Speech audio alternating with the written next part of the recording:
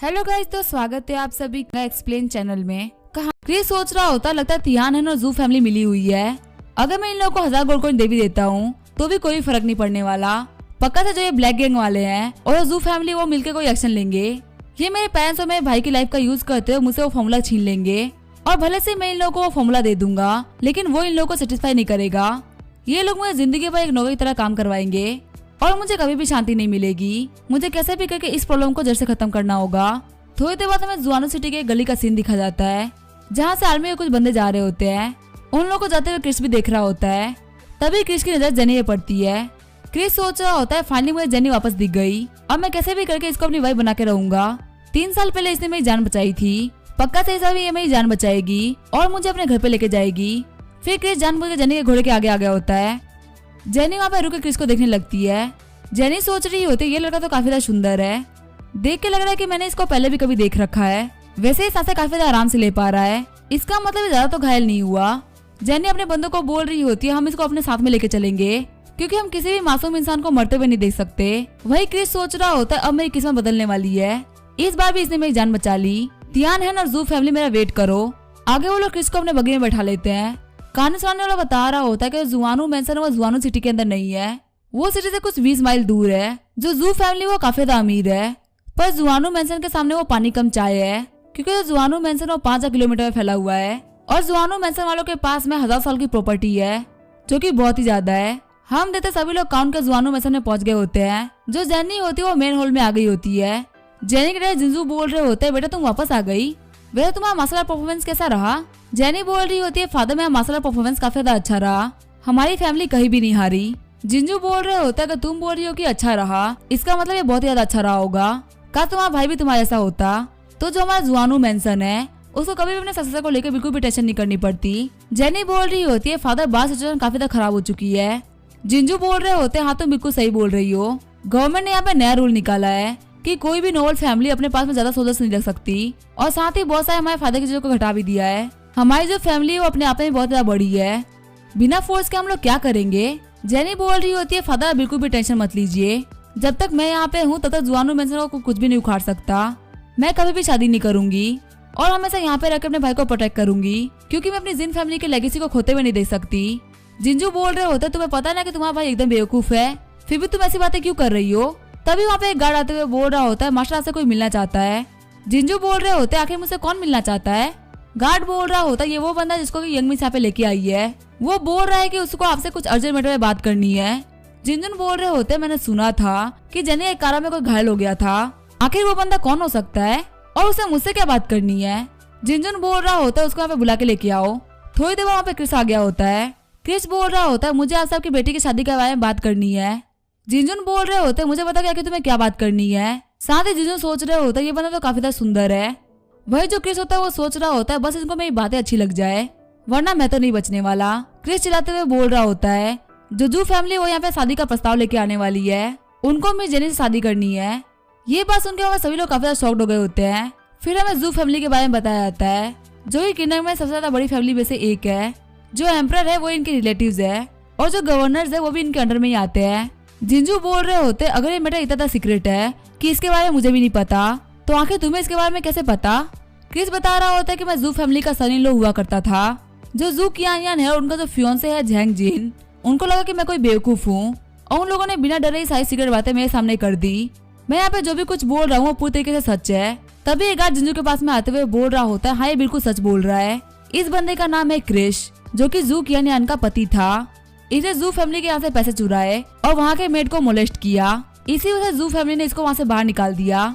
जिंजू सोच रहे होते इस बच्चे की शक्ल देख ऐसा बिल्कुल भी नहीं लग रहा कि ये किसी का पैसा चुरा सकता है और किसी को भी मोलेस्ट कर सकता है, लेकिन अभी मेरे पास में ऐसा सोचने का बिल्कुल भी टाइम नहीं है। पहले चेक करते कि आखिर इसकी इन्फॉर्मेशन कितनी सच्ची है। जिंजू बोल रहा होता है कुछ ट्रिप्स को आसपास की जगह पे लगा दो, जैसे जू फैमिली का कोई बंदा दिखे फटाफट से आके रिपोर्ट करो। फिर जिंजू बोलता है लड़के तुम बिल्कुल भी अच्छे इंसान नहीं हो, तुम्हारे बारे में जो न्यूज है वो तो एकदम बेकार है, लेकिन तुमने जो मुझे बात बताई वो काफी ज्यादा इंपॉर्टेंट है मेरे लिए। अगर वो सच निकली तो मैं तुम्हें काफी अच्छा रिवॉर्ड दूंगा, तुम मुझसे जो चाहो वो मांग सकते हो। क्रिस सोच रहा होता है तो काफी अच्छी बात है कि इन्फॉर्मेशन के सच होने से पहले मेरे से रिवॉर्ड की बात हो गई। अगर मैं इनकी फैमिली से बात करूंगा तो मुझे कोई भी छू नहीं पाएगा, लेकिन मुझे यहाँ पे इनकी फैमिली की सिर्फ थोड़ी बहुत पावर नहीं चाहिए, मुझे पूरी फैमिली को अपने अंडर में करना है। क्रिस उठते हुए बोल रहा होता है मुझे इस घर में थोड़ी देर के लिए रुकने दीजिए। जो क्रिस होता है वो सोच रहा होता है मुझे कोई भी काम नहीं करना, मुझे कैसा भी करके कुछ दिनों के अंदर जेनी के काफी ज्यादा पास आ जाना है और ऐसा करने के लिए मुझे मेंशन में रुकना पड़ेगा। अगर मैंने कैसे भी करके जेनी से शादी कर ली तो मेरी लाइफ काफी आसान हो जाएगी। जिंजू बोल रहे होते तुम यहाँ पे रुक सकते हो और ऐसा तुम क्राउन प्रिंस के साथ में पढ़ाई करा करोगे। मैं चाहता हूँ कि तुम्हें काफी बड़ा टैलेंट बन के यहाँ से निकलो। क्रिस बोलता है आपका काफी ज्यादा शुक्रिया। तभी वहाँ पे एक गार्ड दौड़ते हुए आता है और बोलता है मास्टर कुछ काफी ज्यादा सीरियस हो गया। जो जू फैमिली का जनरल है जू लिन, उसको पास ही के न्यूजियांग सिटी में देखा गया है और अब वो हमारी जियानो सिटी के लिए भी निकल चुका है। जल्दी ही वो लोग यहाँ पे पहुंचते होंगे। ये बात सुनकर क्रिस और जिंजुन काफी ज्यादा शॉक्ड हो गए होते हैं। क्रिस सोच रहा होता है जू फैमिली के बंदे यहाँ पे काफी ज्यादा जल्दी आ रहे हैं, मैं तो यहाँ पे अपना शो स्टार्ट भी नहीं कर पाऊंगा, मेरे पास तो पूरा एक दिन भी नहीं बचा, आखिर अब मैं क्या करूँ।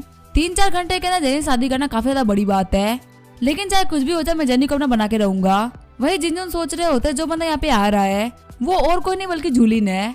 वो यहाँ पे काफी ज्यादा सीक्रेटली आ रहा है ताकि वो कभी ना हम सभी लोगों को ऑफ गार्ड पकड़ सके। वो हमारी फैमिली को अपनी आर्मी दिखा के धमकाएगा जिससे कि जेनी को उससे मजबूरन शादी करनी पड़ेगी और जेनी के यहाँ जाने के बाद में हमारी जो मिलिट्री पावर है वो एकदम बर्बाद हो जाएगी। इसी वजह से पूरा जियानो मेंशन है वो जू फैमिली के अंडर में आ जाएगा और हमारी फैमिली एकदम बर्बाद हो जाएगी। जो काउंटेस होती है वो बोल रही होती है हस्बैंड क्या हम उन लोगों को मना नहीं कर सकते। जिंजुन बोल रहे होते हैं जू फैमिली एक बहुत ज्यादा बड़ी फैमिली है, ओपनली तो हम लोगों ने कभी भी मना नहीं कर सकते। हो सकता है जो वो काम कर रहे हैं वो उनको करने के लिए एम्परर ने कहा हो। तभी जेनी अपना डेगर बाहर निकाल देती है और बोल रही होती है कैसा रहेगा डेड अगर मैं अपना फेस काट लूं।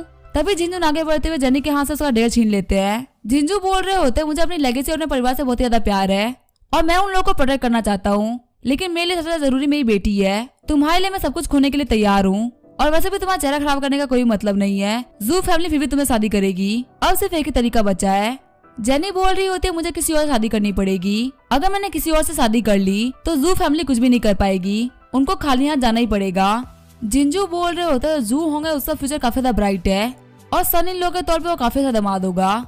तुम्हें अपने फादर के लिए अपने हैप्पीनेस को बर्बाद नहीं करना चाहिए। अगर तुम्हें ठीक लगे तो तुम जू होंगे शादी कर सकती हो, हमारी फैमिली को कैसे बचाना ये हम बाद में सोच लेंगे। जेनी बोल रही होती है मुझे जू फैमिली में शादी नहीं करनी है, अगर ऐसी कोई भी खुशी है जो कि मुझे मेरे परिवार को बर्बाद करके मिले, मुझे ऐसी खुशी नहीं चाहिए। मुझे पता है कि मेरा भाई इतना कैपेबल नहीं है कि वो सब कुछ संभाल सके, ऊपर से जो जू फैमिली वो उसको फोर्स करके हरा देगी, इसलिए मेरा फैमिली में रहना काफी ज्यादा जरूरी है मुझे मेरी फैमिली को बचाने के लिए।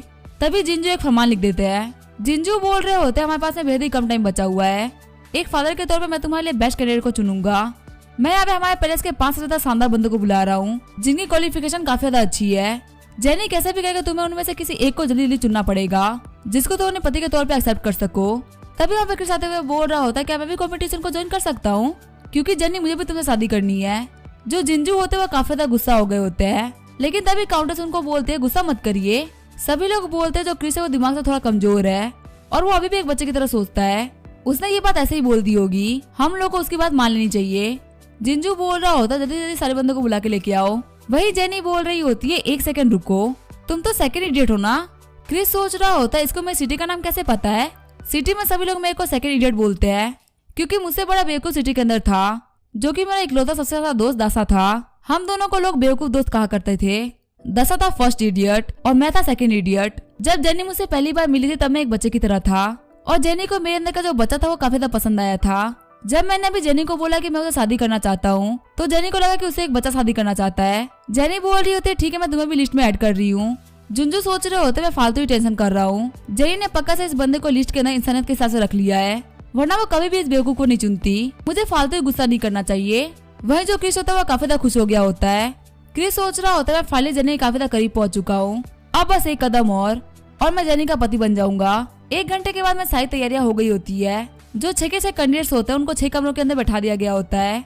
जेनी सभी लोगों से जाके एक क्वेश्चन पूछेगी, उसको जिसका आंसर पसंद आएगा वो उसको अपना पति चुन लेगी। सबसे पहले वो सबसे पहले कमरे में जाती है। जो पहला कैंडिडेट होता है वो होता है जियांगू सिटी का चीफ सेक्रेटरी वांग लियांग। वांग लियांग सोच रहा होता है जल्दी मैं जेनी का पति बनने वाला हूँ, मैं ये सपना सालों से देखता हुआ आ रहा हूँ। कहानी सुनाने वाला मैं बता रहा होता है कि वांग लियांग और जेनी एक दूसरे को 10 साल से जानते हैं, ये दोनों ही सिविल सर्वेंट्स है। जब एक कैंडिडेट थे तो ये साथ में काम किया करते थे। वांग लियांग को जेनी बचपन से ही पसंद है। वांग लियांग जिनसे एग्जाम के लिए पढ़ाई कर रहा था, लेकिन सिर्फ जेनी के लिए वो मुजियान सिटी छोड़ के वापस आ गया और यहाँ पे चीफ सेक्रेटरी बन गया। जुआंगू मेंशन के सभी लोगों को ये विश्वास है कि वांग लियांग ही जेनी का पति बनेगा। जेनी पूछती है अगर हमारी शादी हो जाती है तो तुम मुझे फ्यूचर में क्या दोगे। वांग लियांग सोच रहा होता है जेनी के लिए सबसे ज्यादा जरूरी है उसकी फैमिली की इज्जत। वांग लियांग बोल रहा होता तुम्हारी और मेरी शादी होने के बाद मैं जिन से एग्जाम दूंगा और जो जुआनू मेंशन है उसे काफी ज्यादा प्रॉस्परस बनाऊंगा, जिससे कि जिन फैमिली की लेगेसी वो काफी ज्यादा आगे बढ़ती रहेगी। जेनी बोलते तुम्हारा काफी ज्यादा शुक्रिया और ये बोलते हुए दूसरे कमरे के लिए आगे निकल जाती है। जेनी अब मोई के कमरे में जा रही होती है और उससे पहले उसने तीनों कैंडिडेट से वही क्वेश्चन पूछे होते हैं। जेनी मोई से बोलती है अगर हमारी शादी हो जाती है तो तुम मुझे क्या दोगे। मोई बोल रहा होता है मैं मार्शल आर्ट एग्जाम दूंगा और उसके बाद मैं एक वर्ल्ड मास्टर बनूंगा और जिन फैमिली की आर्मी है उसे मैं हैंडल करूंगा, जिससे कि हमारी फैमिली काफी ज्यादा आगे बढ़ पाएगी। जब वो सभी लोगों से आंसर मांगते हैं तो कोई बोल रहा होता है कि मैं फैमिली को स्ट्रेंथ दूंगा और कोई बोल रहा होता है मैं फैमिली को लॉयल्टी दूंगा। पांचों लोगों से पूछने के बाद में वो आखिर का किसी कमरे में आती है। वो क्रिस से पूछते हैं कि अगर हमारी शादी हो जाती है तो आखिर तुम मुझे क्या दोगे। क्रिस सोच रहा होता है देने के लिए तो बहुत सारी चीजें हैं। सबसे पहले कि मैं एक डॉक्टर हूँ, मैं इसकी कल्टीवेशन में काफी ज्यादा हेल्प कर सकता हूँ। दूसरा है कि मुझे रिफाइनिंग का काम काफी अच्छी तरीके से आता है तो मैं इसके लिए वेपन रिफाइन कर सकता हूँ और मॉडर्न टेक्नोलॉजी के वेपन बना सकता हूँ। लेकिन ये जितने भी चीजें हैं वो जेनी की इतनी ज्यादा काम की नहीं है। ये एक अमीर फैमिली से बिलोंग करती है, ये सब काम करने के लिए किसी को हायर भी कर सकती है। क्रिस बोल रहा होता है जो मैं तुम्हें दे सकता हूँ वो है फ्रीडम। जब तक तुम मुझे धोखा नहीं देती तब तक तुम कुछ भी कर सकती हो। क्रिस का आंसर सुने जेनी एकदम शॉक्ड हो गई होती है और काफी ज्यादा गुस्सा भी हो गई होती है। जेनी सोच रही होती है बिना सोच समझे कुछ भी बोल देता है। क्रिस सोच रहा होता है बिना सोच समझे मैंने कुछ भी नहीं कहा, मैंने अपने एक्स-रे विजन का यूज करते हुए तुम्हारे माइंड को पढ़ लिया था। मुझे पता है कि तुम्हें यहाँ पे क्या चाहिए। अब इसका क्या होगा वो हम देखेंगे नेक्स्ट एपिसोड में। तब तक वीडियो देखने के लिए थैंक यू।